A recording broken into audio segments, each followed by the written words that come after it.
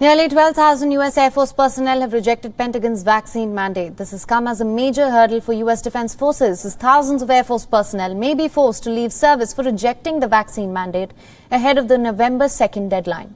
According to Washington Post, the Air Force is the first branch of the military to face mass objection and refusal of the Pentagon's diktat.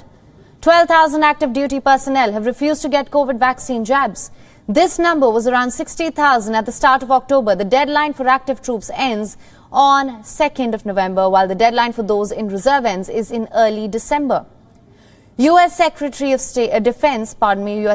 Defense Lloyd Austin had announced that vaccine mandate as cases surged around August this year. While 12,000 is a huge number, it presents only a fraction of the troops who have refused Pentagon's vaccine mandate. According to the Pentagon spokesperson John Kirby, 97% of active duty personnel have got at least one dose of the COVID vaccine. 87% are fully vaccinated. Even within the US Air Force, nearly 94% have got a COVID vaccine shot. However, the troops who reject Pentagon's vaccine mandate face an uncertain future. Possible punishments include dismissal from service or punishment under the justice system of the military.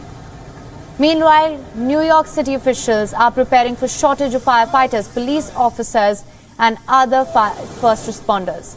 A showdown looms in the Big Apple due to a face-off between city officials and its unvaccinated uniformed workforce. We've reached out to the Blasio administration before the rally we had the other day, talked about trying to negotiate the parameters of this mandate. We've heard nothing back. We've got nothing but silence. They've talked with some other unions. They've talked with the teachers. We haven't got an extension. We haven't got any parameters that we've asked for. Why does this administration treat us like second-class citizens and people that don't need to be talked with? We're not just numbers on a spreadsheet. These are the first responders and the essential workers we were called years ago. Mayor Bill de Blasio had announced the mandate 9 days ago. He'd said officials would manage any staffing gaps with overtime and schedule changes and by enlisting private ambulance companies to cover for the city's paramedics. Leaders of unions representing firefighters, police officers have said the city could put more than one-third of their members on unpaid leave when enforcement of the vaccine mandate takes effect.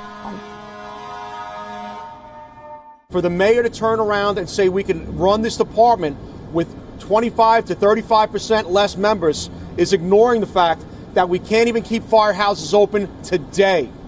New York City is going to come to a crisis on Monday morning. Response times are going to go through the roof. And as I said yesterday, every day in the city of New York, on average, there's over 60 fires, 1,400 life-threatening medical emergencies, and over 80 people a day on average have heart attacks. When you close firehouses, you affect response times and you affect the time it takes to get people what they need, and that is us to help save their lives. Union leaders say members were not given adequate time to comply with the mayor's vaccination deadline. Unions say they want to negotiate an exemption for those who have recovered from the disease or for religious or medical reasons. De Blasio has repeatedly refused to negotiate. The dispute in the United States' most populous city is the latest in the series of clashes across the country over public and private vaccination mandates.